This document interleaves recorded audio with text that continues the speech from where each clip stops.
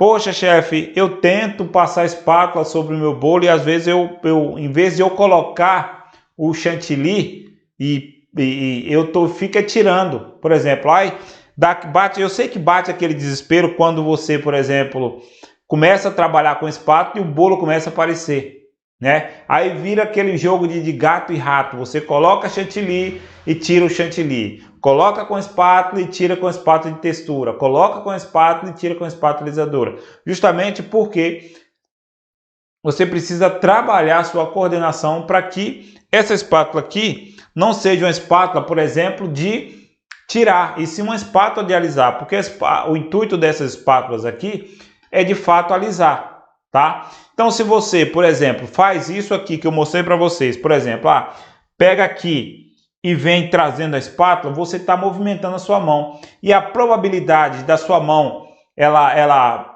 dar uma entortada e pegar no bolo em cima e pegar no bolo embaixo, e ficar aquele bolo funil, e ficar aquele bolo grosso em cima e fino embaixo, ou vice-versa. Então, tudo isso você precisa saber na hora de trabalhar o seu bolo, tá? Então, se você é uma daquelas pessoas que coloca o chantilly no bolo e vai alisar e tira todo o chantilly, essa live aqui, ela vai te ajudar. Por quê? Porque você, simples, você aplicou o chantilly sobre o seu bolo, tapou os buraquinhos e na hora de alisamento, por exemplo, eu vou dar vou mostrar para vocês. A minha espátula, ela tá limpa, tá? E aí eu vou passar sobre o meu bolo e vou mostrar para vocês como é que ela vai ficar. Olha só a posição, preste bastante atenção, a posição da mão e a posição da espátula, tá? Eu não vou falar para vocês, você tem que colocar 90 graus. E aí você vai falar, poxa, mas que ângulo é 90 graus? Eu não sei como que funciona, se é mais aberto, se é mais fechado. Então, eu quero que vocês prestem bastante atenção no movimento da minha mão, tá? Então, com a espátula, assim, encostada sobre o bolo. Ó a mão, ó a minha mão onde que tá meu braço, ó, parado. Se você olhar, eu não faço nenhum movimento, ó. E venho aqui fazendo esse trabalho aqui, ó.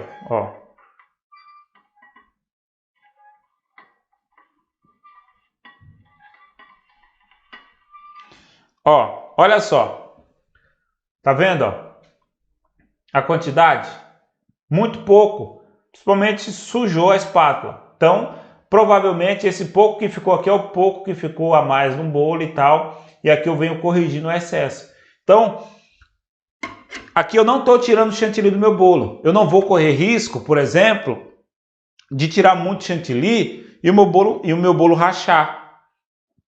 Eu não vou correr, aqui não vai correr risco de eu tirar muito chantilly, por exemplo, e o meu bolo ficar mostrando aqui a parte dos recheios ou a parte aí do bolo. E aí é um problema muito grave também para você que trabalha assim, que não sabe ainda fazer uma texturização corretamente sobre o seu bolo, é na hora de você for alisar o bolo, tirar bastante chantilly que acaba aí mostrando o seu bolo e consequentemente rachar o seu bolo, tá? E aí mostra recheio, o recheio fica aparente, às vezes o bolo ele não fica numa texturização de forma conjunta, de forma bastante linear, então fica aquele negócio muito desproporcional. Por quê? Porque exatamente você está alisando o seu bolo de forma errada. Lógico, tá?